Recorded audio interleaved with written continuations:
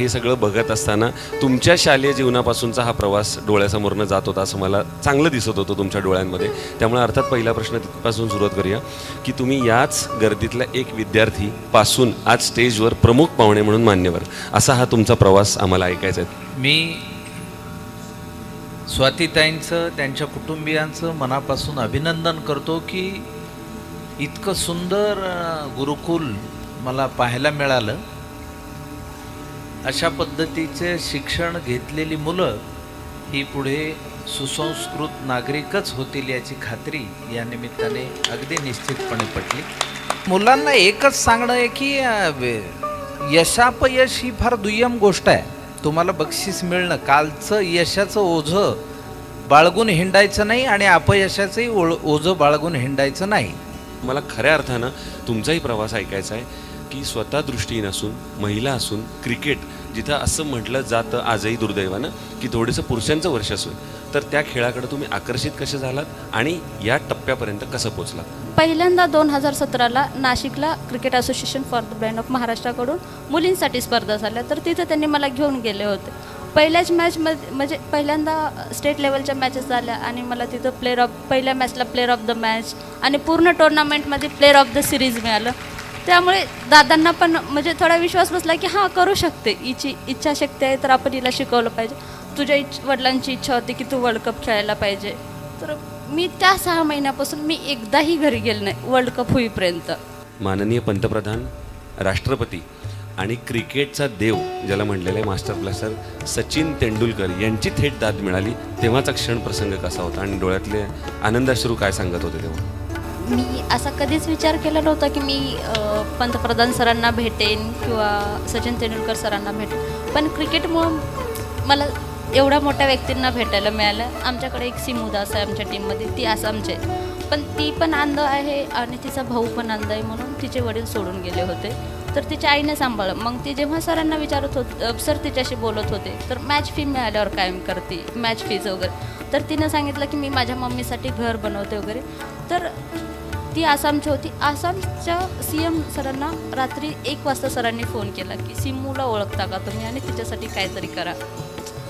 म्हणजे पंतप्रधान सर एवढं लक्ष देऊ शकतात. आणि जेव्हा सचिन तेंडुलकर सरांना आम्ही भेटायला गेलो होतो तेव्हा आमचे मॅनेजर मॅम आहेत, त्यांनी सगळ्यांची ओळख करून देत होत्या, प्रत्येक स्टेटची ही मुलगी आहे वगैरे.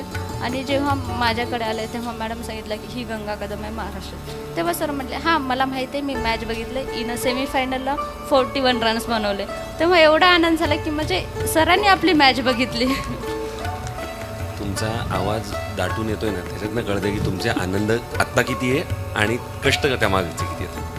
दादा, तुम्हाला पुढचा त्यातलाच एक प्रश्न लागून विचारायचा आहे मला. क्रिकेटमध्ये होम पिच नावाचा एक प्रकार असतो आणि असं म्हणतात की होम पिच जर असेल तर परफॉर्मन्स चांगला होतो. मराठवाड्यातली माती हे तुमचं होम पिच होतं.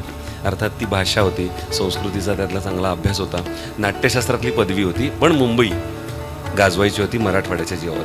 मग हे सगळं कॉम्बिनेशन कसं काय जमवलं पुढं?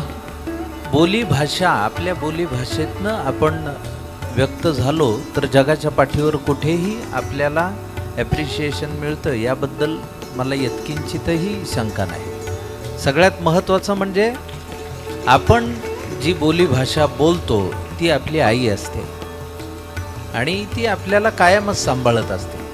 आपण तिला मोठं करत नसतो, तीच आपल्याला मोठं करत असते. आपली भाषा, आपली संस्कृती, आपली परंपरा आपण जपली नाही तर आपली अवस्था कशी होईल? त्यामुळे असं वाटलं की आपण शेतकरी बांधवांसाठी आपण काम केलंच पाहिजे. त्यामुळे मी ह्या अंशतः या चळवळीचा भाग आहे याचा मला खूप मनापासून वाटतं. म्हणजे एक चांगला शेर विनोदी नाटाच्या बाबतीत सांगायचं तर ना हमें बनना है इक्का ताश का, ना हमें बनना है बादशाह बेगम का, ना हमें बनना है इक्का ताश का, ना हमें बनना है बादशाह बेगम का, हमें जोकर ही रहने दो, जिसके साथ रहेंगे बाजी पलट देंगे. मला असं वाटतं की मुलांना सुसंस्कृत करणं ही फार महत्त्वाची जबाबदारी आजच्या तारखेची आहे. चांगली माणसं घडवणं आणि रील हिरो आणि रिअल हिरो यातला भेद करता येणं विद्यार्थ्यांसाठी हे खूप गरजेचं आहे. देशभक्ती, देशप्रेम हे केवळ घशात असून किंवा घोषणेत असून चालणार नाही, ते आपल्या कृतीत असणं ही सगळ्यात महत्त्वाची गोष्ट आहे असं मला वाटतं. आणि मला असं वाटतं स्वातीताई की मुलांना आताच ते महत्त्व कळणं झाडांचं, त्या वृक्षांचं. 2 बाटल्या घरनं आणायच्या पाण्याच्या, एक स्वतःसाठी एक झाडासाठी. आणि ते झाड 1ली ते 10वी जर मुलांनी सांभाळलं तर उद्या तो झाड लावेल की नाही हे महत्त्वाचं नाही आहे, पण तो कुणाला झाड तोडू देणार नाही. आणि ही गोष्ट त्याच्यासाठी आणि त्याच्या पिढीसाठी फार महत्त्वाची आहे. आणि आज तुम्ही हे करताय ही खूप महत्त्वाची गोष्ट आहे. ज्या पद्धतीने ॲप्रिशिएशन आहे, मला ती गोष्ट आवडते. इतकं छान आत्ता हा जो संवाद आपण सगळ्यांनी ऐकला, आज सगळ्या विद्यार्थ्यांना हा अनुभव घेता आला याचा मला खूप आनंद होतोय. आपण सगळं अतिशय गृहीत धरतो की आपल्याला सगळंच दिलंय देवानी, पण एखाद्या व्यक्तीला एखादी दृष्टी नसणं आणि तरीही एवढ्या धाडसानी त्यांनी मगाशी जी सांगितलं की पंतप्रधानांसोबत त्यांचा संवाद झाला. एका छोट्याशा खेड्यामध्ये जन्मलेली एक मुलगी जिला दृष्टी तिची कमी असताना, आणि तिने जो मगाशी प्रसंग सांगितला की एका टप्प्यामध्ये तिचे वडील हे जग सोडून गेले.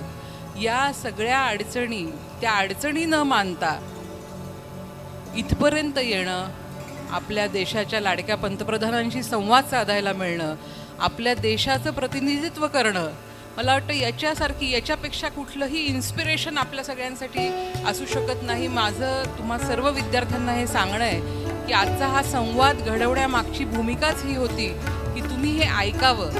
यातनं तुमच्यापैकी 10 जरी विद्यार्थ्यांनी हे इन्स्पिरेशन घेऊन आयुष्यात पुढे अशी वाटचाल करण्याचा प्रयत्न केला आणि आजपासून एक निश्चय करायचा की आपण कुठल्याही छोट्या छोट्या गोष्टींसाठी तक्रारी करणार नाही. तुम्ही या ज्या संस्थेत शिकता आहात, या शिक्षण संस्थेचे जे संस्थापक आहेत ते देखील याचं एक मूर्तिमंत उदाहरण आहेत. आदरणीय डॉक्टर विश्वनाथ कराड सर, जे एका छोट्याशा खेड्यातल्या शेतकरी कुटुंबात जन्माला येऊन आज भारत देशामध्ये 5 विद्यापीठं, अनेक शाळा, मेडिकल कॉलेजेस आणि भारतात नव्हे तर भारताच्या बाहेर जगभर कराड सरांचं एक एज्युकेशनिस्ट म्हणून, आणि त्याच्यासोबत तुम्हाला सगळ्यांना माहिती आहे, मला खूप आनंद होतो की आज सगळ्या कार्यक्रमांमध्येही मला त्याचा एक आनंद घेता आला की माझ्या संस्थेतल्या शिक्षकांना, मुलांना वारकरी संप्रदायाची त्याच्या अनुसरून जे काही आहे त्याची आवड निर्माण झाली. ही खूप महत्त्वाची गोष्ट आहे. पण ही अशी माणसं जी असतात, कराड सर असो, मकरंजी असो, गंगा असो, यांच्याकडनं आपण सातत्याने शिकत राहणं, आयुष्यात तक्रारी न करता. आमच्या संस्थेचे संस्थापक अध्यक्ष कराड सर यांचा उद्देश, त्यांनी स्वामी विवेकानंदांच्या भाष्यावरती विश्वास ठेवून सदैव ही संस्था, एक जे आमचं कार्य सरांचं जे आहे की union of science and spirituality can bring peace and harmony to mankind, या विवेकानंदांच्या भाष्यावरती आधारित या संस्थेचं संपूर्ण कार्य आहे. आणि म्हणूनच एक प्रयत्न तोच आहे की आपल्याला विज्ञानाची जितकी गरज आहे तितकीच अध्यात्माची. आणि मला तर असं वाटतं आजच्या जगामध्ये अध्यात्माची जास्त आपल्याला एक माणूस म्हणून जे घडायचं आहे आपल्याला. आणि आपण भारत म्हणून महासत्ता होतो आहोत, फायनान्शियली, इकॉनॉमिकली एक मोठी अर्थव्यवस्था होणं हा जरी आपला उद्देश असला तरी तो उद्देश साध्य करत असताना आपलं भारतीयत्व ते आपण जोपासून मग आपल्याला महासत्ता व्हायचं आहे. आपली भाषा, आपली संस्कृती जपते आणि ही संस्कृती आपली जी आपल्याला टिकवून ठेवणं गरजेचं आहे. मला खूप आनंद आहे की आज सर्व विद्यार्थ्यांनी त्या संस्कृतीला अनुसरून जे काही आज परफॉर्मन्सेस दिले, आणि हे फार महत्त्वाचं आहे कारण आपल्याला आपली ओळख विसरायची नाही आहे. I think this is about our culture, this is about art. The role of performing art in our life is very important. If you go across anywhere in the world, I think any human being, if you want to really become successful in your life, you have to have, you should nurture the art in you. आपण बघतो की किती पद्धतीने आपल्या देशामध्ये कला जी आहे त्याचा पाया अतिशय भक्कम आहे. कला असेल, साहित्य असेल, खेळ असतील, आणि हे सगळं घेऊन आपल्याला पुढे जायचं आहे. आपल्याला कोणाचंही अनुकरण करण्याची आवश्यकता नाही. आपण भारतीय आहोत आणि आपले भारतीयत्व जपत आपल्याला पुढे जायचं आहे. हाच आजच्या या कार्यक्रमाचा संदेश आहे.